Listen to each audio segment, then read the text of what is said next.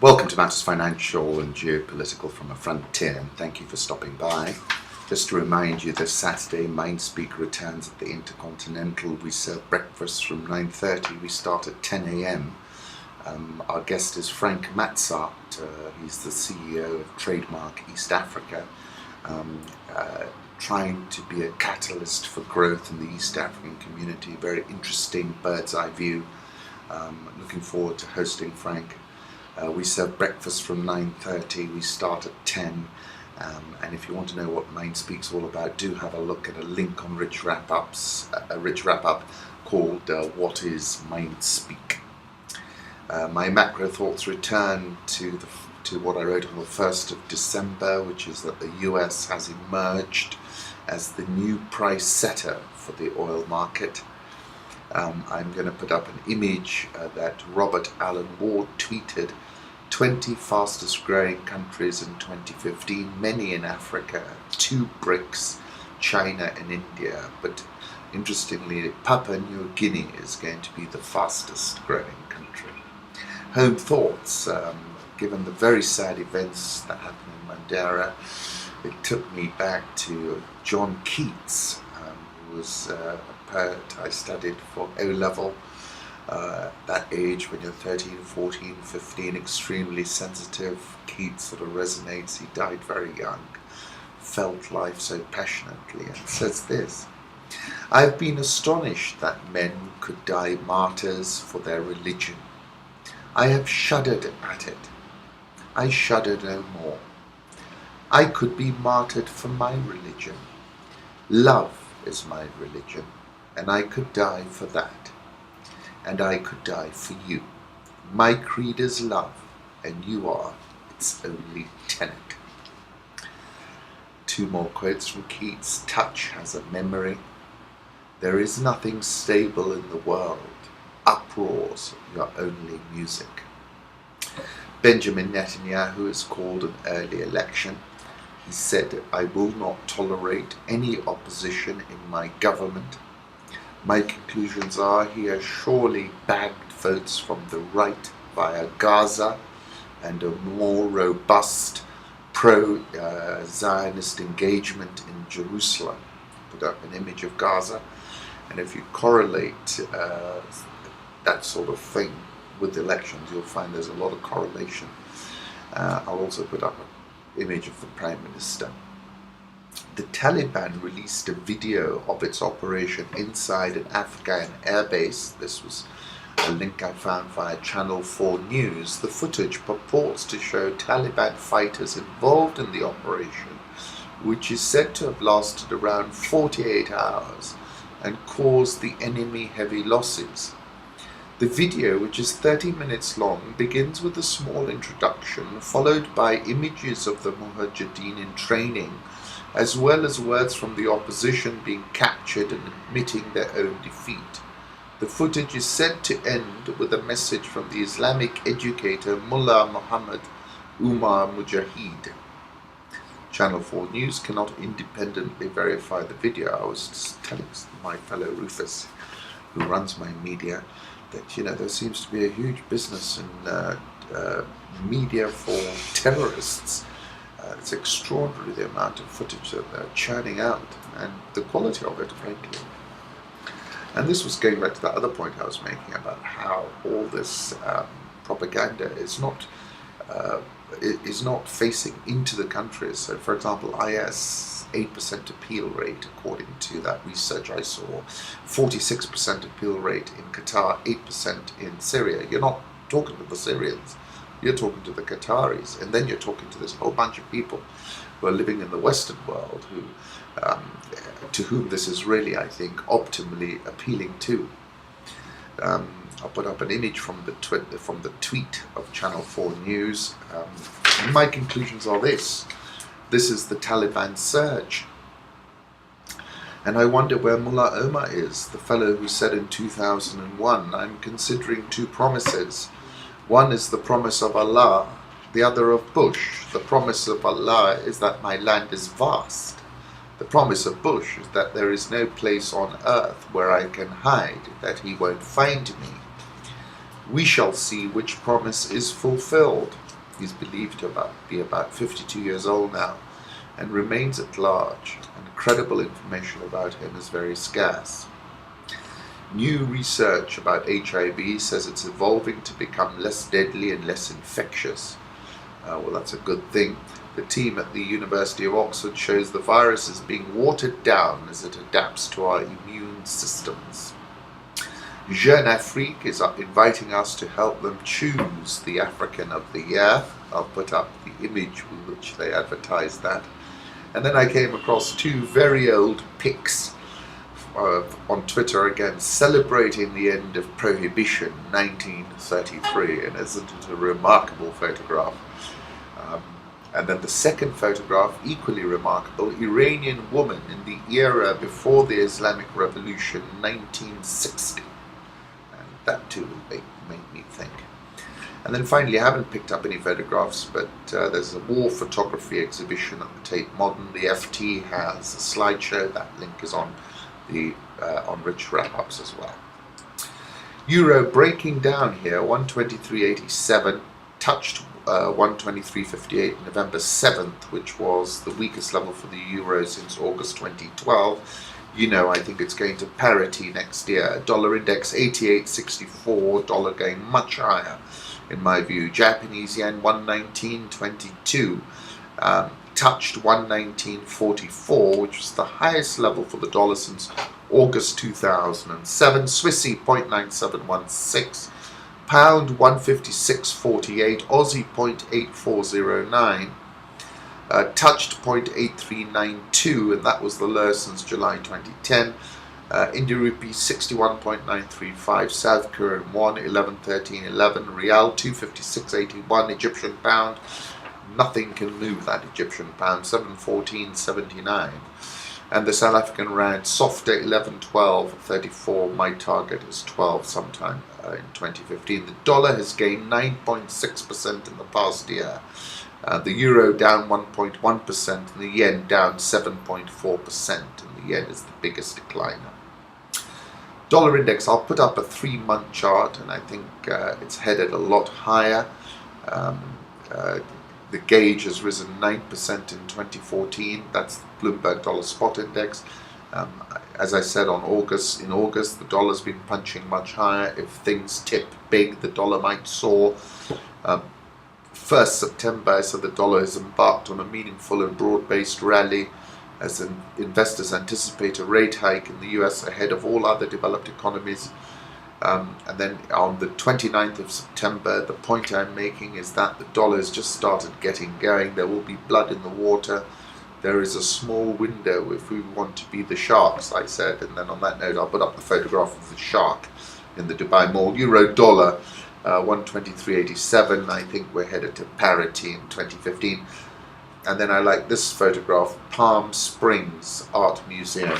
Very attractive, I thought. Coming to the commodity markets, when I checked last, crude oil was trading at $67.59. I think these bounces are also dead cat bounces. I think you sell them.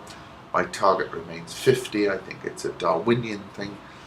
And I think President Obama, while getting creamed in the midterms, has been a very subtle, skilled, hard-nosed exponent of currency and now oil warfare. The plan to undercut oil was, in my view, exquisitely constructed and executed. The Russian ruble has been crushed. The central bank has dropped $100 billion trying to defend the currency. In my view, this is a very 21st century shock and awe, and a bullet has not even been fired. I'll put up a 6-month chart, and I still think oil's heads lower. Gold around the 1200 mark, finding support when it falls a lot below 1200. Let's keep an eye on it, but I still think we're going to get a breakdown in gold below 1000. Reuters have written a great piece in Zimbabwe. The route to power is called Mugabe. 90-year-old President Robert Mugabe is quite literally paving the way for his wife's ascent to power. In another sign of the First Lady's growing clout, Harare residents awoke on Tuesday to a new street, Dr. Grace Mugabe Way, leading to the conference centre where Africa's oldest leader may this week anoint his chosen political successor. The veteran former guerrilla leader who has manned the helm of Zimbabwe since the end of British rule in 1980 has never said whom he would prefer to take over when he retires or dies. What little certainty there has been was blown apart this year by the meteoric political rise of his wife, a 49-year-old one-time government typist, nicknamed Gucci Grace for her reputed shopping skills. Grace's controversial receipt of a PhD in September, scathing assaults on Vice President Joyce Mujuru, and open admissions of political ambition have even stirred talk Mugabe is planning to keep Zimbabwe's leadership in the family. Some say, "I want to be president. Why not? Am I not Zimbabwean?" Grace said at one of a series of rallies designed to cement her popularity, but also raising the possibility of post-Mugabe infighting and instability. Last week, Mugabe changed the constitution of his ruling ZANU-PF party to allow him to appoint his deputies, effectively giving him absolute control over succession, should he wish finally to show his hand. He told reporters on Monday there would be major pronouncements at this week's 5-yearly Congress, a typically cryptic statement from one of Africa's great political tacticians. Then somebody in ZANU-PF, Grace, who's set to become leader of its women's league this week, is publicly feted as mother, while commentators and state-owned media have called her speeches a breath of fresh air. However, when her husband eventually leaves power, there are doubts she will carry the same clout. The cachet of the Mugabe name is there by virtue of Robert Mugabe, said Piers Piju, the International Crisis Group's Southern African representative, not by virtue of Grace Mugabe. My conclusions are that President Grace Mugabe gets Ouagadougou'd the day after President Robert Mugabe exits. I simply think it's untenable, and that one should be considering it is also very poor state planning, as it were, for Robert Mugabe. Ethiopia issues unfamiliar investor warning over war and famine. This is the FT. Quite interesting. Every country tapping the global sovereign bond market details the dangers investors face in its prospectus, often in a boilerplate section enumerating possible problems, such as fiscal deficits or taxation issues. That is largely ignored. But the document sent by Ethiopia to international investors ahead of its foray into the global sovereign bond market is somewhat different. Far from a boilerplate, includes a list of unfamiliar hazards such as famine, political tension, and war. This document, which was seen by the Financial Times, is a sobering reminder of the risk of investing in one of Africa's less developed nations. With GDP per capita at $550 per year, Ethiopia is the poorest country yet to issue global bonds. In the 108-page prospectus, they're going to do $1 billion bond, I think, Ethiopia tells investors they need to consider the potential resumption of the Eritrea-Ethiopia war, which ended in 2000, although it does not anticipate future conflict. There is also the risk of famine, the high level of poverty, and strained public finances, as well as the possible, if unlikely, blocking of the country's only access to the sea through neighbouring Djibouti should relations between the two countries sour. This will be oversubscribed. The optimism around Ethiopia is extremely high. People are extremely excited. And the thing about Ethiopia is it's a one-stop shop, in reality, in a way other African countries aren't. It's a command economy. Once the commander makes the decision, it ripples right through. And you don't get interference, which you tend to get in places like Kenya, which is more democratic, more power centers. It's not a singular monolithic power structure. Ebola New World Group report shows growth shrinking, economic impact worsening in Guinea, Liberia, and Sierra Leone. This is the World Bank. The Ebola epidemic continues to cripple the economies of Guinea, Liberia, Sierra Leone, and is projected to result in negative or contracting growth in these countries next year as they work to eradicate the virus, according to an Ebola economic impact update released today by the World Bank Group. The report comes as the World Bank Group President Jim Yong Kim begins a 2-day visit to West Africa to assess the epidemic's impact and discuss with governments and international agencies what needs to be done. Basically, GDP growth estimates for 2014 have been revised sharply downwards since pre-crisis estimates to 2.2% for Liberia versus 5.9% pre-crisis, 4% for Sierra Leone versus 11.3% pre-crisis, and 0.5% for Guinea versus 4.5% pre-crisis. So taken a big bite, and obviously what the World Bank isn't talking about is the knock-on effects. African tourism, there's been a very, very big secondary effect on the African economy. And then interesting piece in NPR about how Ebola can be spread by droplets. This was that debate when everyone was poo-pooing it, and actually it turns out it is. So have a look at that. South African all share up 7.2098% in 2014, rallied 1.5% yesterday. Dollar rand 11.11, looking for 12 in my view. Egyptian pound steady at 7.15. Egyptian stock market down 0.51% yesterday, up 35.461% year to date. Second best after Dar es Salaam. Nigeria on the 19th of November, I said the currency heads to 200. The central bank does not have the firepower. On the 24th of November, I wrote Nigeria in the eye of the storm. Bloomberg's latest article yesterday was Nigeria's frontier market allure dulled by oil price and Boko Haram. 7 months since the government rebased its economy to claim it was Africa's largest, $523 billion, the central bank has devalued its currency and pushed the benchmark interest rate to a record 13%. Price of oil accounts for more than 70% of government revenue and 95% of foreign exchange income. Foreign reserves have dropped to $37 billion from $60 billion in 2008. And I wrote about this on the 10th of November when I said the Nigerian Naira and the All-Share Index have been wagadooged by the collapse in the price of oil. The Nigerian All-Share is at 18-month lows. It's down 18.822% year-to-date. Ghana up 6.34% year-to-date. On the mend, IMF in the background. Ghana's latest schedule for power cuts will include plants run by Unilever and Coca-Cola, apparently.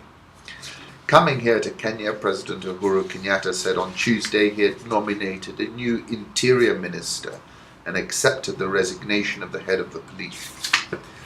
I, for one, commend the president on acting decisively yesterday, frankly, in changing the guard. I've spoken about this endlessly. I called it the duck soup moment, and that would cross that at the time of Westgate. And I think, the president's to be commended for decisive action and for reaching across the aisle. Mr. Nakaseri, who, by the way, was trained at the Army War College in the US, is from the opposition. But I think his credentials speak for themselves, and I think it needed a freshening up of the guard. There is a school of thought that replacing these two is just putting a placebo. I think actually, it's a tough situation that required people who had some experience. And for sure, the new cabinet secretary at least comes from that security background. Olelenku worked at Utali College, which is a tourist food college. My friend Hervé characterized the president's decision yesterday as a no-brainer. Hervé, of course, survived the earthquake in Haiti by going under his desk. Kenya on the brink, anger, frustration as 36 killed in another terror attack. Critics have alleged that the government, noted for its keenness on image and propaganda, is concentrating on fighting a hashtag war on Twitter to look good rather than taking concrete action on the ground. Images of Kenya's borders ringed with hashtags are becoming common items of ridicule, as you will see in this image that was tweeted by Masaku. Kenya responds to the attack. I'll put up an image that I found off Bloomberg, members of the military gathering near the bodies of some of the victims of this attack on quarry workers near the town of Mandera on December the 2nd. Mr. Odinga called it an existential threat, which interestingly was a word that the president used as well. Sheikh Rajeh, who is the Al-Shabaab spokesman, says today's attack was in retaliation for recent airstrikes on Muslims in Somalia, which caused the death of innocent Muslims and the destruction of their properties and livestock, as well as the continued suffering of Muslims in Mombasa, Rajeh said. Obviously this remains, in my view, the Achilles heel of the Kenya Rising story. And I remain concerned that we remain behind the curve. I hope that this might mark an inflection point of some kind, but we have to watch and see. Jeffrey Gettleman, writing about the Al-Shabaab, has interviewed a woman who was apparently an assassin for the Al-Shabaab. And this fellow says, I didn't have a job. They told me you will get a lot of money, a bungalow, and go to paradise. After fighting for the Shabaab for 3 years, though, Ahmed never got his bungalow. No life, no family, no future, he said, shaking his head. And then this female assassin I was telling you about, Nurta, the young female assassin. Her involvement with the Shabaab was never a matter of choice. She was kidnapped, she said, by foreign fighters, white men who snatched her from a school when she was 16. She was the perfect terrorist, a young woman who few might suspect of being a killer. I was trained to shoot targets in public areas, how to jump over buildings and target watchtowers, she said. Soon became an expert in the tools of death, AK-47 sniper rifles, bombs, pistols of various makes. She said she was dispatched to the Kenyan coast in 2011 to help kidnap 2 foreigners, crimes that deeply hurt the country's tourism industry and helped lead Kenya to later send troops into Somalia. But at one point, she said, enough was enough. Nurta grew sick of seeing her colleagues' cavalier disregard for human life. And even when the Shabaab's own star fighters were wounded in battle, she said they didn't care and left them to die. After defecting, Nurta went underground, but the Shabaab were determined to find her. She knew too much. Earlier this year, while she was in the market in Baidoa, she saw a Shabaab assassin whom she knew. Their eyes locked. She tried to run as he pulled the pin on his grenade. The explosion floored her. Shrapnel sliced into her face. She survived. But shortly after that, the Shabaab murdered her brother. I asked God to forgive me, she said. FT, Kenya's economy must improve to provide much needed jobs. Very interesting article here. At a recent investment conference in Nigeria, Michael Power, an Investec strategist, made a somewhat undiplomatic statement considering the audience he was addressing. He said that Kenya, not Nigeria, the continent's largest economy and most populous nation, and East Africa, not West Africa, are best positioned to leap to an accelerated phase of economic growth where industrialization powers job creation. Part of the argument is based on geography. Kenya belongs to what many economists predict will be the fastest growing region in the world over the next decade. The country is bordering the Indian Ocean, for sure. And I've spoken about that a few times. It is well positioned to take advantage of Africa's growing trade with China, historic ties with India, as well as the relatively advanced state of economic integration among East African states. We'll find out about that at Trademark. Of these, Kenya is the most developed. West Africa is closer to flagging Western markets and does less trade with itself. This models growth forecasts on the diversity of products that countries make and their ability to export them competitively. Mr. Power illustrates the point with a diagram showing Kenya's complex patchwork of exports from tea to processed foods and petrochemical lubricants. He suggests that with Ethiopia, Kenya is in the waiting room of industrialization as wages rise in China and factory jobs move to lower cost environments. He's saying insecurity hasn't deterred big multinationals from making Nairobi their regional headquarters. Highest rates of urban internet access on the continent. Combination of Kenya's backstreet mechanical workshops and sophisticated agro-processing sector has created a pool of labour ready for the factory floor, he says. The emergence of powerful local brands such as Safaricom, Equity Bank, Nakumat, Nice and Lovely, debut Eurobond was good news, and basically sort of very bullish. Despite all this, Asia too is not happening, says an investment advisor. That's true as well. It's an extremely interesting piece. Do have a look at it. And also there's a little piece about the Nairobi Securities Exchange, in which I was quoted when I was saying, that the NSE, in my view, have created a sophisticated and quite complex platform. The traffic hasn't come through yet, but it will once we've created the platform. Going back to that point about the Indian Ocean economy, I wrote about this a while back when I said I have no doubt the Indian Ocean is set to regain its glory days. I said in August. Professor Felipe Fernandez Amesto explains why the precocity of the Indian Ocean as a zone of long-range navigation and cultural exchange is one of the glaring facts of history, made possible by the reversible escalator of the monsoon. And basically, I think it's coming back. China's increasingly dependent on oil from abroad. Eastern seaboard of Africa is a great energy prize, although we're in a dip right now. But if you look through the medium term, short term, I think a lot of these energy projects are going to get mothballed, particularly up in Turkana. The control of the Indian Ocean becomes kind of decisive, and with control, China can be shut down quite quickly, and that's what the pivot is all about. I'll put up a photograph of the seaside Diani, which is of course on the Indian Ocean, and I'm looking forward to being there over Christmas. Pemba Island, seen from the sky, which is also on the Indian Ocean. And Maputo, also, which was like the furthermost destination that people would take with that reversible escalator wind. Then they'd come back. Kenya shilling traded as low as 90.40, a little bit firmer right now. Nairobi all share up 20.226%, less than 1% off a record high, best performing frontier market along with Estonia in November. Safaricom closed at a record, up 32.445% year to date. It's now trading at 14.05, all-time high. I just want to say I extend my sincerest condolences to the families of the departed in Mandera. Insecurity and asymmetric warfare remain an Achilles heel both here and in the West. For Nigeria, I commend the President for making a decisive move. The security failure was eroding political capital at a frightening velocity. Nairobi all share firmed marginally yesterday, not far off a record high. Basically, big caps have been leading it.